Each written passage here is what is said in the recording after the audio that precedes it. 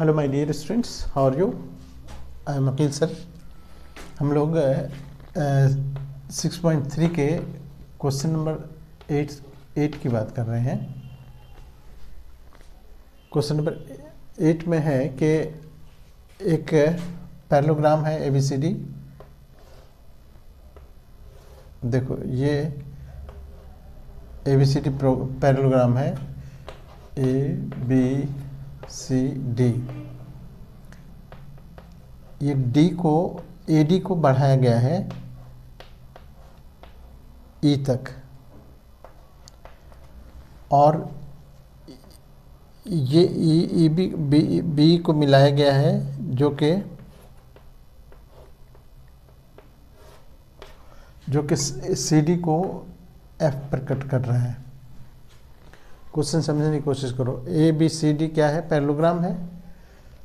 ABCD parallelogram में side AD को produce किया गया है E तक, और E को जब B से मिलाया गया है तो वो CD को F पर कट कर रहा है। आपको प्रूव करना है कि ये जो ट्रायंगल बन रहा है, ये बड़ा वाला, ये ट्रायंगल इसको सिमिलर प्रूफ करना है इसके। देखो ये प्रूव करना है, ठीक है। क्वेश्चन समझने की कोशिश करो। ये पैरेललोग्राम है, इसके एक AD साइड को E तक बढ़ाया गया है, EB को मिलाया गया है जो कि उसको CD को F पर कट कर रहा है। इस इंफॉर्मेशन को हम कैसे लिखेंगे? गिवन में ABCD is parallelogram, ABCD is parallelogram, है ना। E is point on AD produced बढ़ाई गई AD A को D की तरफ बढ़ाया गया। DA लिखते तो D को A की तरफ बढ़ाना पड़ता। E is a point on AD produced, और EB intersect BCD in F। ये इंफॉर्मेशन आपको कलेक्ट करना होगा, पहले लिखना होगा गिवन में। अब हम प्रूफ की बात करेंगे। प्रूफ में देखो कि हम ये पैरेललोग्राम दिया, उस हम बार बार क्या कहते हैं कि जो चीज़ दिया हुआ है उससे तुम देखो कि ये हमारे काम की किस काम का है। ये ABCD पैरेललोग्राम है। हमको जो प्रूव करना है कि ABE, देखो यहाँ पर हम लिख देते हैं टू प्रूव ट्रायंगल ABE ये सिमिलर है ट्रायंगल CFB। ABE और CFB ये क्या कहते हैं कि सिमिलर है। ये प्रूफ करना है हमको। अब ये चीज़ प्रूफ करने के लिए हमको जानते हो कि सिमिलरिटी के लिए दो तीन टूल्स हैं, वो हम यूज़ करेंगे। या तो इसके दो एंगल के बराबर हो जाए, या साइड्स को देखेंगे। तो साइड्स का तो कोई अभी इससे नहीं पता ये हो रहा है। देखो रिलेशन इसके साइड से इसका कोई ये नहीं दिया हुआ कि ये कितना बड़ा है, नहीं है, इसीलिए साइड की बात हम नहीं करेंगे। अब हम एंगल पर आते हैं। एंगल आप जानते हो कि जब दो लाइन पैरेलल होता है, एक तो पहली बात तो ये कि ABCD पैरेललोग्राम है, तो ये एंगल देखो A और इसका जो ये एंगल है, ये तो पैरेललोग्राम का एंगल हो गया ना। ये दोनों एंगल बराबर होंगे क्योंकि opposite angle of parallelogram is always equal. तो ये एंगल A और C एक तो मिल गया हमारे पास। अब हमको ढूंढना है दूसरा कौन सा एंगल है। ये तो वर्टिकली अपोजिट है, वर्टिकली अपोजिट तो ले नहीं सकते हैं क्योंकि ये एंगल पूरे ट्रायंगल में नहीं है। तो हम इस वर्टिकली अपोजिट वाला भी बात छोड़ देंगे। अब वर्टिकली अपोजिट की बात भी नहीं करेंगे। अब रही तीसरा एंगल ये। अब ये दोनों एंगल को बराबर प्रूफ करने के लिए आपको हम बताएं कि आप जानते हो कि जब दो पैरेलल लाइन है और उसको कोई इंटरसेक्ट करता है कोई लाइन इस तरह से, तो आप पढ़े हो ये 9th क्लास में पढ़े हो गए सब कि जब दो पैरेलल लाइन को इंटरसेक्ट करता है कोई लाइन, तो ये और ये एंगल का रिलेशन क्या होता है जानते हो ना? ये अल्टरनेट इंटीरियर एंगल्स कहलाता है।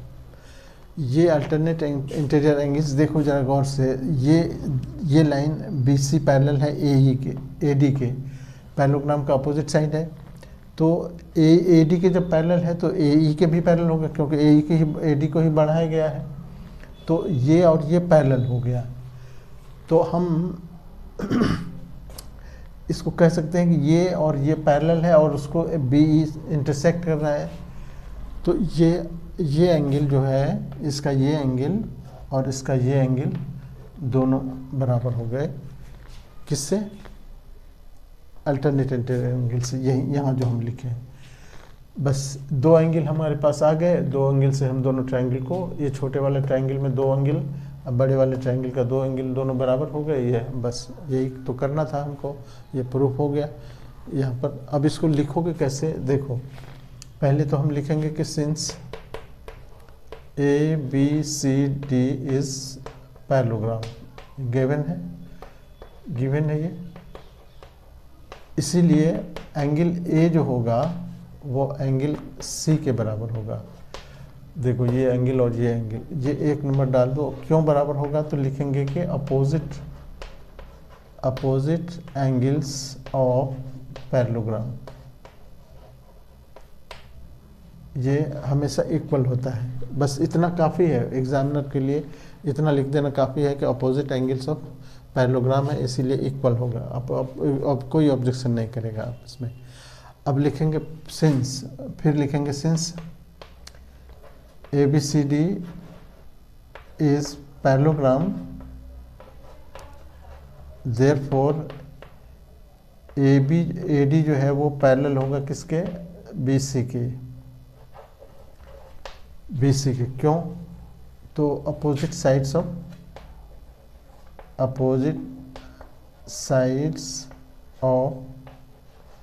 पैरेललोग्राम हमेशा पैरेलल होते हैं। अब देयरफॉर AD, अब हम AD तक नहीं रहेंगे, AD को AE तक, देयरफॉर AE इस पैरेलल हो गया किसके? BC के। AE पैरेलल हो गया BC के। देयरफॉर यहीं पर अब लिख देंगे कि जब ये पैरेलल हो गया तो ये जो है CBA या AEB कहो, एंगल AEB ये बराबर हो जाएगा एंगल इसके CBE के।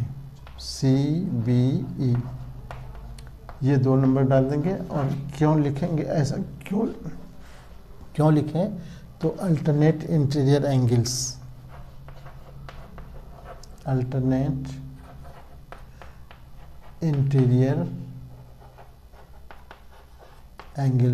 इतना काफ़ी है।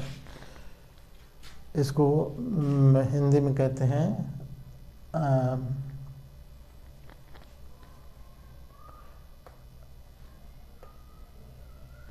ये इसको कह सकते हो कि हिंदी में इसको एकांतर कोण कहते हैं। एकांतर कोण हमेशा बराबर।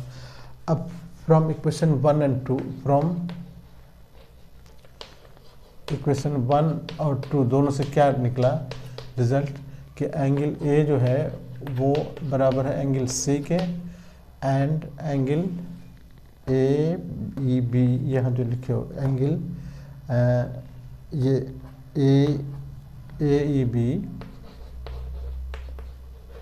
AEB बराबर है किसके? CBE के। एंगल CBE AEB बराबर यहाँ के BC CBE यहाँ पर ये फ्रॉम इक्वेशन 1 एंड 2 दोनों से ये बात आई, देयरफॉर ये parallel A B C, triangle A B C A B E ये सिमिलर हो गया किसके, ट्राइंगल सी एफ बी, ठीक है, बाय ए सिमिलैरिटी,